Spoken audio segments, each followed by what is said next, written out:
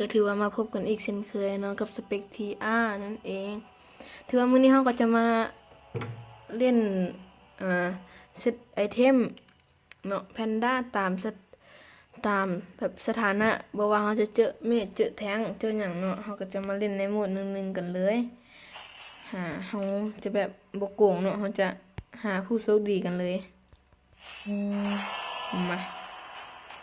คือดีเจนุ้ยอยู่ไทยเว้ยเบิ่งคือดีเจนุ้ยมาบ่ได้จับดุลคือกันเนาะแพนด้าเนาะ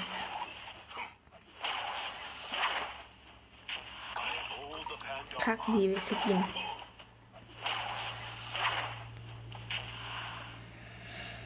ลุ้นเยอะกับตัวใดเนาะซึ่งสกิลหนึ่งแพนด้าก็ถือว่าแฮงเนาะเพิ่งใช้ได้2สเต็ปแพนด้านี่เป็นตัวที่พิ้วแล้วก็หนีไว้ก็ป่วนเมียงโอ้ยงานยากเจอไวโอเลตบ่ให้เขาเกิดก่อนเนาะต้องให้เขาเกิดก่อนถ้ามีเสียงยังรบกวนก็ขออภัยมาณทีนี้ด้วยเด้อโอเคขอปิดประตูบ้านแป๊บนึงโอเคมาละรู้สึกว่าเน็ตเขาจะซาเนาะมาขอเป็นเป็นเกิบกันเนาะเกิบเอาตัวใดดีวะโซนิกบูทแล้วก็แล้วกันให้มันทึกๆหน่อยอยู่ในป่าเนาะมาใส่กันเลยเขาเพิ่งตายคือตายเดี๋ยวจะบอกเขาว่าอัดคลิปอยู่เนาะ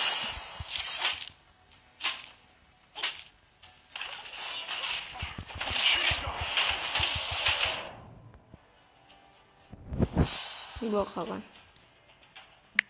อัดคลิป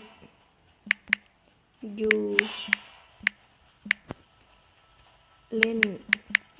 ดีๆเด้อเข็มสาราไปเลย Shoot. Did I turn off the stove? เขาเน็ตค้างเนาะมาได้ชินิบูทจะออกเป็นดาเมจก่อนเลยบูเคนสเปียร์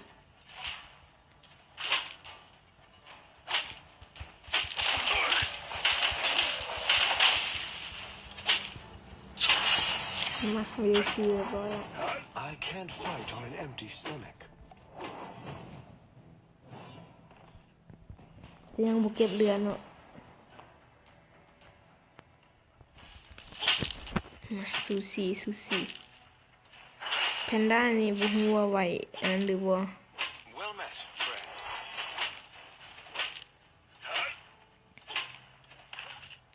อันนี้ก็จะเป็นคลิปที่2ของซองเขาเนาะยิงเลยเอายันป้อมโอ้ยบ่ได้ก็บ่เอาเนาะ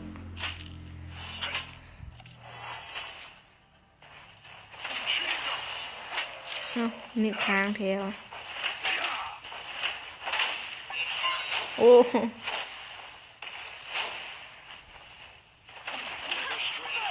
แหม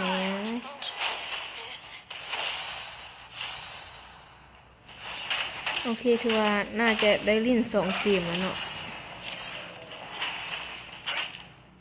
ค้างแถวจิเน็ตเฮาค้างโอ้เน็ตดีละอ่ะให้ตีฟรีไป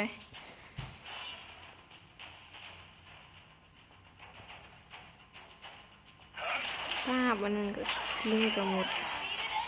โอเคเป็นคนที่บ่ยอมอ่อนในไผเนาะถือว่าได้ดิ้นอีกเกมนึง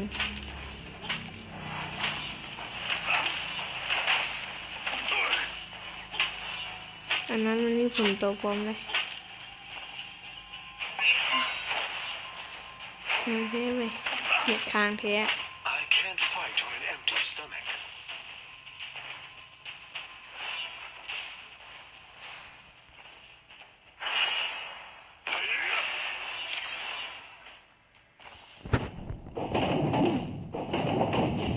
โอเค มาเดี๋ยวเราจะตัดไปตอนอีกตัวหนึงก่อนเนาะโอเคมาหาผู้โชคดีคนต่อไป เอ้ยซูเปอร์แมนมากับแพนด้า Your คือ defense. เก่า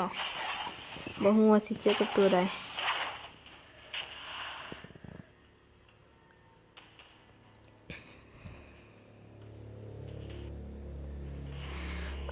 my god มาจะเป็นซาเล่นว่าแพนด้ากับซิลตัวใดโหดกว่ากันแพนด้าโลตันกับซิลโลตันโอ้ยงานยากเมื่อกี้โลท้องวันนี้โลตันซิลนี่อันติมันก็โหดเนาะแล้วก็โอ้ยมันเป็นตัวที่โกงแน่แล้วก็บ่โกงแน่มาเข้าเกมมา Shoot. Did I turn off ต้อง the ได้ออกเป็นเกือบตานทานเวละในหมวดหนึ่งนี่เกือบก็สำคัญหลายคิวหนึ่งเช่นเคยเข้ามาแล้วอ่ะเฮ้ยถอยฟาร์มไปฟาร์มมันใกล้ตายแล้วเนาะ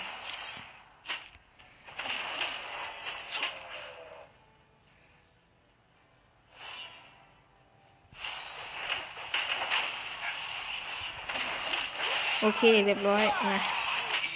ได้เกิดมาพอดีนึกว่าเฮาบ่ได้มาตบไก่ลิ้นเนาะเพราะว่าเฮาก็จับคู่มาดีดัก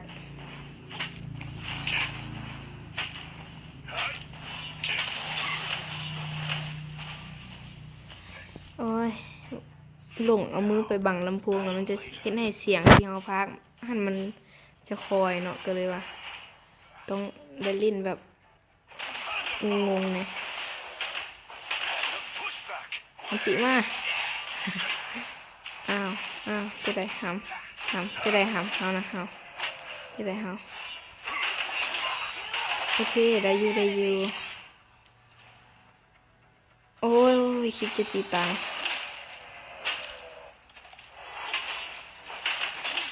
ต่อไปก็น่าจะเป็นอันเจาะอันนั้นเนาะ Never stray from the path to enlightenment. อุ้ยมาแล้วเป็นตัวนี้ broken spear เลยบวเอานั้นเถอะ Well met. มาเลือดเพิ่ม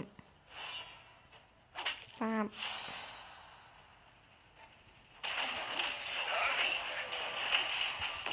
มึงจะไปใส่บักฮัมโอ้ยกิวค่อยเว้าแล้วสกิลเว้าแล้วเอาไงเธอซิลเป็นตัวที่คิวตัวหนึ่งเนาะที่ค่อยว่าโอ้ยโดนตัดหน้าอีตัวได้แพนด้าซิลนี่มันอยู่ในโหมดสัตว์ได้เดี๋ยวกลับไปก่อน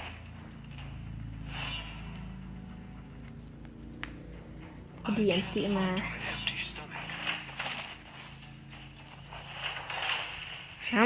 ห้ำขาปลอมนี่นะโอ้ยให้กดบ่ได้ยามัน Panda power. โอ้ยอันนั้นเว้ามึงสิไปใส่ฮะ Did I turn off the stove? ยอมรับเถอะ Aside. ว่ามึงอันนั้นบ่ไหวแพนด้าหรอกเพราะว่ามันซิวมันตัวบางอยู่ตัวเพราะว่านักมวยเรือเลียดหันบางก่อนเนาะมาฟาร์มต่อไปโอเคเลือดเกิดจืบเลือดเต็มบวกต่อได้ต่อไปท่านซื้อเครื่องตอนใดวะนี่เอาเป็นมูลามาซะเอาเนาะออกการเวทกับเบิดแล้วสิบ่ออกการเวทกับชนะแล้ว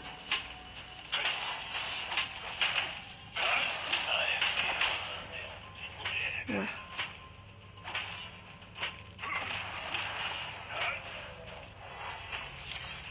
คือยังจบบ่ได้เนาะ Push back.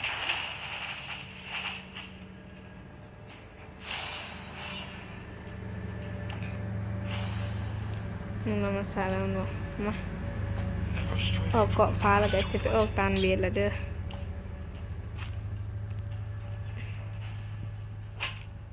โอ้ติดขี้ย้อนว่าเขามีรูนขี้มานำเนาะบักหำบกล้าสู้บักหำเจ้ากล้าให้หำให้มันเคลียร์คลิปไปก่อน empty stomach. ขอให้อย่ามีดราม่ากับพอเนาะป้าบป้าบป้าบหมด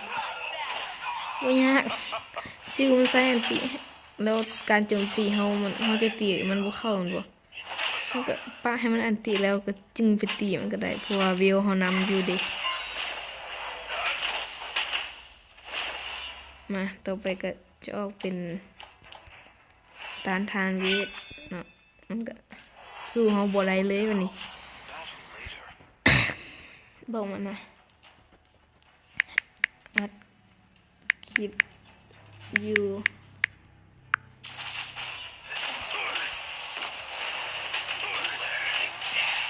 จะซีเนาะแล้วก็จะซีก็หมดเลยซีหาอย่าง You for breakfast. ไปขอเขียนเป็นคำไทยเนาะดูได้เด้อ ไทยเป็นลาว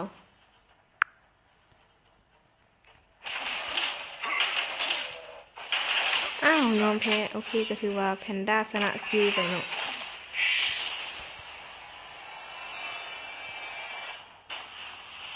เควินแน่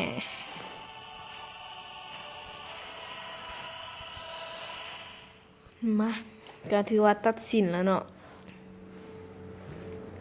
จะให้ไปเบิ่งเซตไอเทมอีกครั้งก็เฮาก็นั่นก็บายบายบ่ให้เบิ่งแหละ มาลินเอามาเบิ่งเลเวลหนึ่งมาอันนี้จะเป็นเซตไอเทมฟาร์มของเฮาเนาะเนี่ยตามนี้เลยโอเคก็สำหรับคลิปนี้ถ้ามักจะได้ก็กดไลค์กดแชร์กดถึกใจซับสไครต์ให้แน่ไปแชร์หลายๆเด้ไปก็ขอบายบายจบกันเพียงเท่านี้เด้อ